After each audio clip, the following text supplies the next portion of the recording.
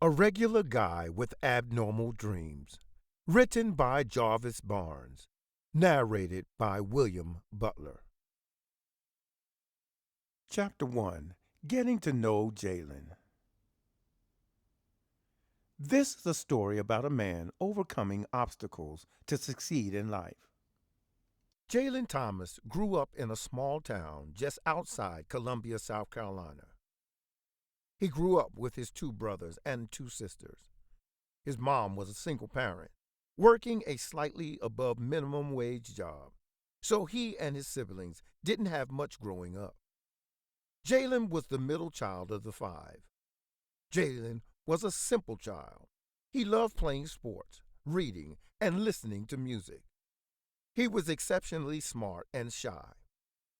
In high school, his French teacher encouraged him to take a drama classes to help get over his fear of public speaking. He ended up taking the class the next semester and became more outspoken. Growing up, Jaylen was undecided on what career he wanted to pursue. He had a 3.8 GPA up until his junior year and was great at playing basketball, football, and baseball. He wasn't sure if he would pursue sports or become an entrepreneur. He didn't really get along with his stepfather. One day, a friend of the family stated that she knew his dad and his grandmother on that side. Jaylen didn't respond, thinking, "Since I never met him, I'm not sure I believe this." Lo and behold, a few months later, a man pulled into his mom's driveway. Jaylen's mom turned to him and said, "Jaylen, meet your father, David." He was nervous, excited, and confused all in one. He had finally met his father at 16. The stepfather had just arrived home from work and had a growling look on his face. Jaylen's mom told him to grab some clothes, for he was spending his weekend with his newly discovered father. As Jaylen went inside to grab clothes, he heard a loud altercation. He went back out and saw his stepfather yelling to his father, "Get off my premises! Get off my premises!" He couldn't hear what his dad told his stepfather. He just sees his stepfather walk off angry. As Jaylen went back in the house to grab the outfits he had packed, he heard a loud pop. He runs back out and sees his stepfather shooting a gun in the air. His dad pulls out of the driveway fast and quickly drives off. At this, Jaylen had a lot of emotions going on. He was shocked and confused at what just transpired. He was angry at his stepfather for not giving him a chance to leave with his father. The next few nights, Jaylen stayed up thinking. He wondered if he would meet his dad again. He wondered why now. Why didn't he try to find his long-lost son a long time? Was he ever looking for him? A week later, his mom handed him the phone and said, "It's for you."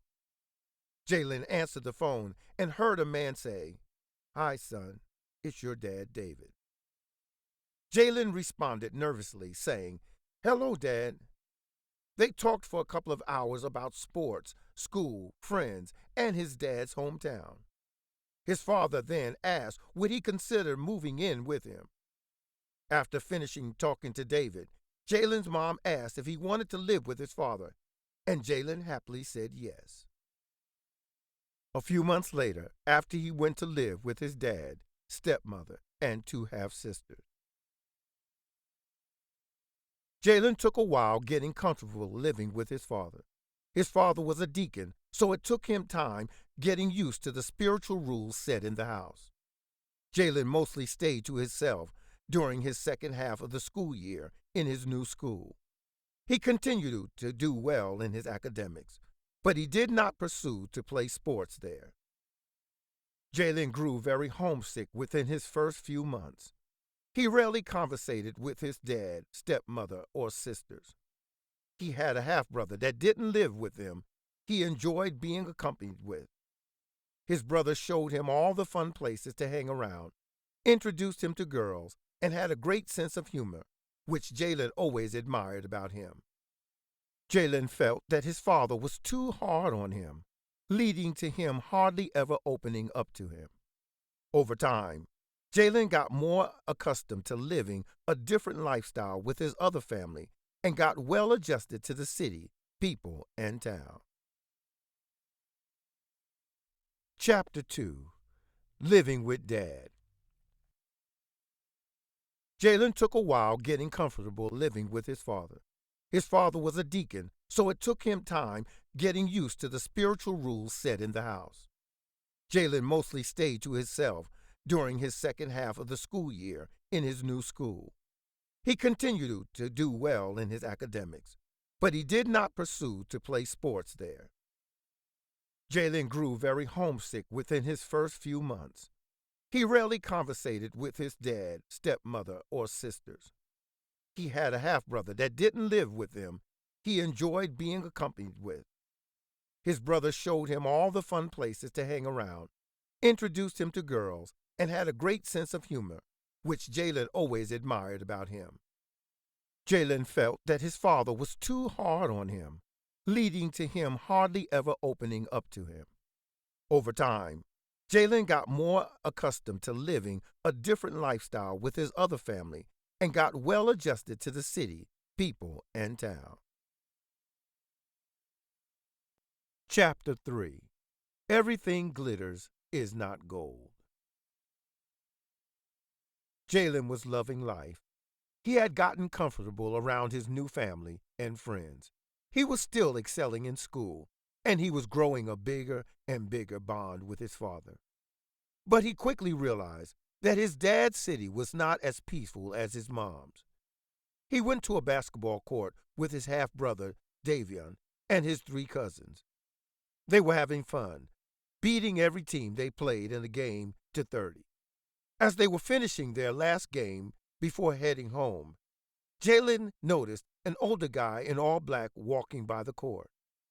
The guy stopped their game and started smack-talking his brother. Davion responded by telling the crew to get in the car and head home.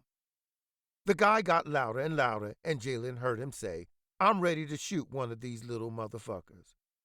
As Jaylen's cousin was driving them home, he asked what was that all about.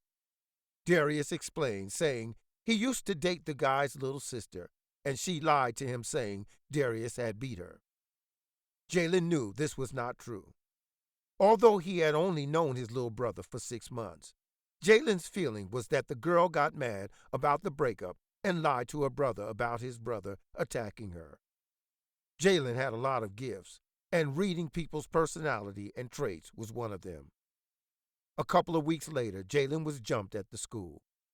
The violence at the school and in the city had him double questioning his decision to make the move. Chapter 4. Birds and the Bees. At this point, Jaylen is getting ready to enter his final year of high school. He was still doing good living with his father, but he started to get distracted by girls. His baby brother was dating, and he thought he should be also. He made it a mission to get a girlfriend before his senior year was up. Being his first time really talking to girls, Jaylen set his standards too high. He was looking for a girl with total package: smart, beautiful, intelligent, funny, strong-minded, and the list goes on and on. He'd meet a girl, and it was they always not good enough for him on his eyes. He'd meet a pretty one and say she wasn't smart. He'd meet a smart one and say she was boring, and so forth and so on. If he did meet one he felt matched all his qualifications, he'd say, "She's cool, but I don't feel she's down for me." Jaylen would always be in the midst about sex with his family and friends. He would hear all these stories from his cousins explaining in detail about sex moves they performed on girls. His friends would talk about their first time having sex, their best time having it, and what girl was their favorite. Jaylen was afraid to tell people he was still a virgin, so he would pre-plan stories to make up about having sexual encounters with girls. A part of him felt that people bought it, but a part of him also didn't. Jaylen made up in his mind that he was going to have sex for the first time so he could actually tell a story about his sex life. Jaylen ended up hooking up with a girl that his cousin introduced him to. Jaylen had no game. This girl was actually his first legitimate girlfriend. Jaylen would always try to come to her house when her parents were not home or invite her to his when his dad and stepmother were at work. Jaylen only had 4 classes, so he got out of school early. His girlfriend was a junior, so she still had a full day at school. One weekend, he finally convinced her to come over to his house when no one else would be there. She finally agreed and said, "Okay, I'll be over Friday at 1 p.m." Jaylen was excited. He planned over the weekend and the beginning of the week on how he was going to execute his first time having sex. On that Friday, Jaylen gets out of school at his normal time at 11:30. He gets home and starts making sure the house was clean. He sets out a stack of DVDs, some slow jam music CDs, and some snacks with 2 waters. He changes out his school uniform into his favorite outfit. He sprayed on some cologne and sat on his front porch with his phone waiting on his girl to message that she's en route. As 1:24 p.m. comes around, he starts to get worried that maybe she deviated and is going to stand him up. He texts for the 4th time, "Are you still coming?" In a couple of minutes, he finally got a response saying, "Yeah, I'll be there in 5."